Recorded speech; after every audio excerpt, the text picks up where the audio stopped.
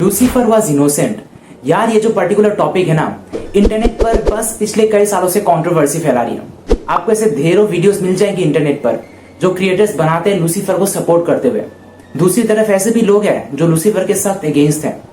लेकिन भाई आखिर सच्चाई क्या है? देखो, मैं एक नॉर्मल इंसान हूँ, सच बोल रहा हूँ, और रिसर्च करते वक्त जो भी मुझे स्टोरी पता चली है उसको मैं आपके सामने प्रेजेंट करने वाला हूँ एकदम सिंपल तरीके से। फिर वीडियो के एंड में डिसाइड आप खुद करना कि लूसीफर इनोसेंट था या फिर सच में वो एक डेविल था। So let's begin.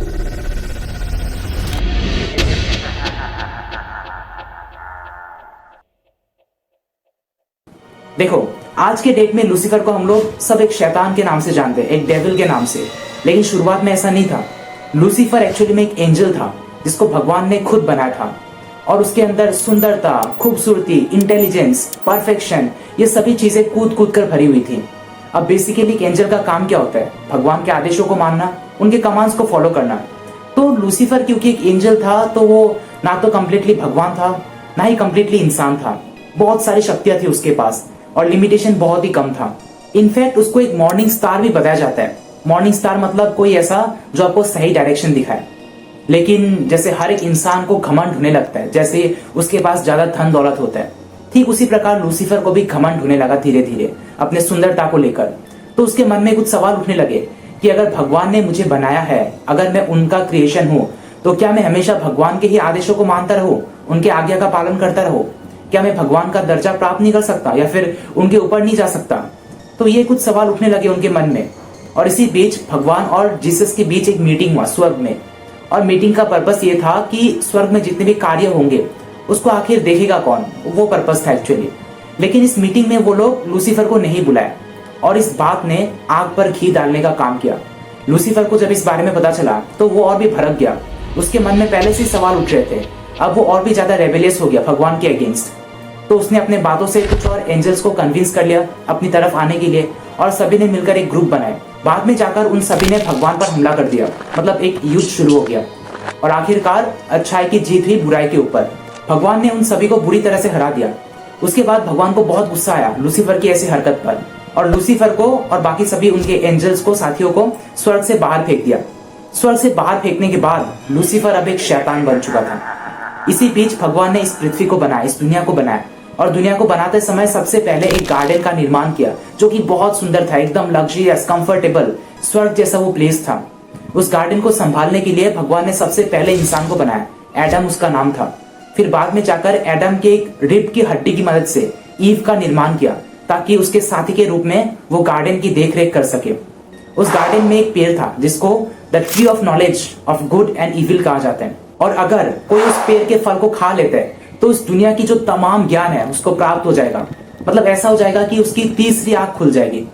लेकिन भगवान ने यहाँ पर साफ रेस्ट्रिक्शन लगा दिया था। एडम और ईव को साफ मना किया था कि इस पेड़ के फल को कभी भी मत खाना।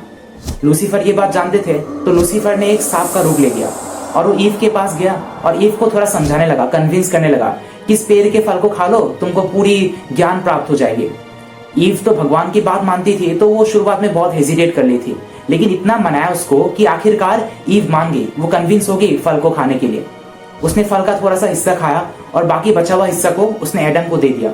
एडम ने भी थोड़ा सा खा लिया, और जैसे ही दोनों ने फल को खाया, दोनों की जैसे तीसरी आंख खुल गई। दोनों को तमाम ज्ञान पूरा प्राप्त हो गया। फीलिंग्स क्या होती है, इमोशंस क्या होती है, ये सब चीजें उन दोनों को समझ में आने लगी। फिर दोनों अब तक नंगे घूम रहे थे, तो दोनों को शर्म का एहसास हुआ, और शर्म के मारे दोनों पेड़ के पीछे जाकर छुप गए। जब भगवान गार्डन में आए और एडम को आवाज लगाई, तब एडम ने पेड़ के पीछे से आवाज दिया। भगवान ने पूछा कि तुम लोग पेड़ के पीछे क्या कर रहे हो? एडम ने बोला कि भगवान जी, हम लोग को शर्म आ रही है क्योंकि हम लोग नेकेड घूम रहे अभी। तो भगवान ने उससे पूछा कि क्या तुम लोगों ने इस पेड़ के फल को खाया? तब एडम ने सच बोला, जी हाँ, हमने इस पेड़ के फल को खाया है, लेकिन ये हिस्सा मुझे ईव ने दिया है। फिर ईव ने पूरा ब्लेम सांप पर डाल दिया। भगवान को बहुत गुस्सा आया क्योंकि उनके आदेशों का उल्लंघन हो गया था। तो भगवान ने तीनों को ही श्राप दे दिया। जो सांप था उसको श्राप दिया कि आने वाले जन्म में तुम्हें अपने पेट के बल रेंगते हुए जमीन पर चलना होगा।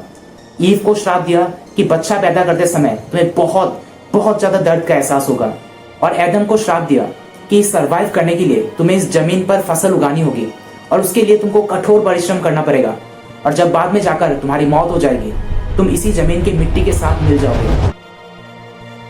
तो श्राप देने के बाद एडम और ईव को गार्डन से बाहर फेंक दिया गया। अब दोनों की एक नॉर्मल लाइफ शुरू हो चुकी थी।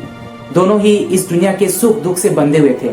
अब दोनों ही मॉर्टल थे कि एक ना एक दिन दोनों को पृथ्वी को छोड़कर जाना ही था। और शायद से यही से पृथ्वी पर इंसानों की जन्म होना शुरू हुई थी, और जहां हर एक इंसान इस दुनिया के रेस्पॉन्सिबिलिटीज, सुख दुख, मोह माया से बंधा हुआ है। और जीवन की सच्चाई यही है कि एक ना एक दिन सभी को दुनिया को छोड़कर जाना ही पड़ेगा। अब इस पूरे स्टोरी में अगर आपने ध्यान दिया हो, जब भगवान के आदेशों का उल्लंघन हुआ तभी से एडम और ईव जो सबसे पहले इंसान थे, उनके बीच और भगवान के बीच दूरी बढ़ना शुरू हो गया। और शायद यहाँ से हम लोग कह भी सकते हैं कि यही वो पॉइंट था जहां से भगवान और इंसानों के बीच जो दूरी था वो बढ़ना शुरू हो गया। अब ये तो एक कहानी है, इससे रिलेटेड एक और चीज मैं आपको बताता हूँ। एक किताब है जिसका नाम है कॉडेक्स गिगास, आपने सुना होगा, बहुत इंटरनेट पर बहुत फेमस है। तो ये जो बुक है इसकी एक स्टोरी है। कहा गया है कि एक मॉन्क थे और उस समय अपने वचन को तोड़ने के लिए उस मॉन्क को कठोर सजा सुनाई गई थी, मृत्युदंड की सजा दी गई थी। तो वो अपने सजा से बचने के लिए उसने प्रॉमिस किया कि मैं रातों रात एक किताब को लिखकर तैयार कर दूंगा जिसमें इस दुनिया का तमाम ज्ञान छुपा हुआ होगा। उसको पता था कि ये करना अकेले उसकी बस की बात नहीं है, फिर भी उसने सोचा करने का। जब उसने काम करना स्टार्ट किया, ऑलमोस्ट सुबह होने वाला था, उसको रियलाइज हुआ कि ये मेरे से भाई नहीं होने वाला है। उसने अपने पावर का इस्तेमाल करके शैतान को बुलाया, और वो शैतान कौन था? लूसीफर। और लूसीफर से मदद मांगी उस किताब को कंप्लीट करने में। लूसीफर ने उसके सामने एक शर्त रखी कि मैं इस किताब को तो कंप्लीट कर दूंगा, लेकिन मुझे तुम्हारी आत्मा चाहिए। मतलब उसको आत्मा देनी पड़ेगी तभी वो काम करेगा। तो मॉन्क ने अपने आत्मा का सौदा किया और उसके बाद लूसीफर ने उस किताब को कंप्लीट करने में मदद की। और ये बात मैं अपने ऐसे मन से नहीं बना रहा, ये कोई हवा में उड़ा देने वाली बात नहीं है। ये जो बुक है ये बहुत बड़ा मैन्युस्क्रिप्ट है, बहुत ही पुराने समय में लिखा गया था इसको। और इसके एक पर्टिकुलर पेज में डीमन का पिक्चर बना हुआ है, डेविल का पिक्चर, पूरा का पूरा बड़ा साइज में, जो शायद इस बात को दर्शाता भी है कि डेविल नहीं या फिर लूसीफर नहीं उस किताब को कंप्लीट करने में उस मॉन्क की मदद की थी। खैर, जब किताब की बात कर ही रहे हैं तो एक और बुक है, नाम आपने सुना होगा, शायद से स्क्रीन पर दिख रहा होगा, लूसीफर वॉज इनोसेंट। बहुत ज्यादा फेमस हो रही है रिसेंटली मार्केटिंग के लिए। तो इसका जो ऑथर है उसका नाम है तीर्थराज परसाना। और इन भाई साहब का यह कहना है कि लूसीफर की सोल इनके बॉडी के अंदर एंटर कर चुकी है और उनकी मदद से ही इन्होंने ये पूरा किताब लिखकर तैयार किया। बेसिकली इस बुक में यह बताया गया है कि लूसीफर एक्चुअली में इनोसेंट था। पूरा कहानी समझा गया आपको। और इस बुक को पढ़ने के बाद आपको एक रेड पिल लेने के लिए कहा जाएगा। मतलब इसे लेने के बाद आपका जो पर्सपेक्टिव है वो कंप्लीटली हमेशा के लिए चेंज होने वाला है। अब देखो, ये जो ऑथर है इसने बहुत सारे क्रिएटर्स के साथ भी कोलैबोरेट किया है, स्पेशली उन क्रिएटर्स के साथ जो लूसीफर को इनोसेंट साबित करने पर तुले हुए हैं। उनके सपोर्ट में बहुत सारे वीडियोस बनाए। अब जो भी समझदार लोग हैं वो तो यहाँ पे भाई समझ जाएंगे कि ये कंप्लीटली डार्क साइकोलॉजी का इस्तेमाल किया जा रहा है इस बुक की मार्केटिंग के लिए। मतलब आप खुद ही सोचो, आप कोई भी एक कॉन्ट्रोवर्शियल टॉपिक को उठा लो, उस पर एक ऐसी स्टेटमेंट दे दो जो लोगों के कोर बिलीव्स को ही अंदर से एकदम हिलाकर रख दे, तब देखो दुनिया का अटेंशन मिलने से आपको कोई नहीं रोक सकता। और ट्रस्ट मी कि मैं जब ये बोल रहा हूं कि अटेंशन ही एकमात्र ऐसा चीज है आज की दुनिया में जिसके पीछे हर कोई पागल है, तो मेरा तो कहना यही है कि ये सब बुक को पढ़ने के बजाय नॉलेज तो कुछ आपको मिलेगा नहीं, बेकार में आपकी जो मेंटल स्टेट है वो खराब हो जाएगी। तो ये सब बुक से दूरी रहा करो, ये सब चीजों से एकदम दूर रहा करो। बाकी मैंने आपको पूरी स्टोरी समझाए, आप अब खुद डिसाइड करो कि लूसीफर सच में इनोसेंट था फिर सच में वो एक डेविल था। मेरे से पूछोगे तो मैं तो यही कहूंगा, भूल जाओ लूसीफर इनोसेंट था या फिर डेविल था।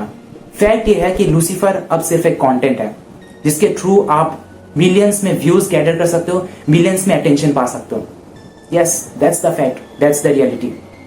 और धर्म में जिसको गलत बताया गया है, जिसको एक शैतान का रूप दिया गया, शैतान का नाम दिया गया, वो भला सही कैसे हो सकता है? जिसका मेन मकसद भगवान से दूर करके लोगों को गलत डायरेक्शन पर लेके जाना है, वो सही कभी भी नहीं हो सकता। बाकी फैसला आप खुद करो। बहुत बहुत शुक्रिया।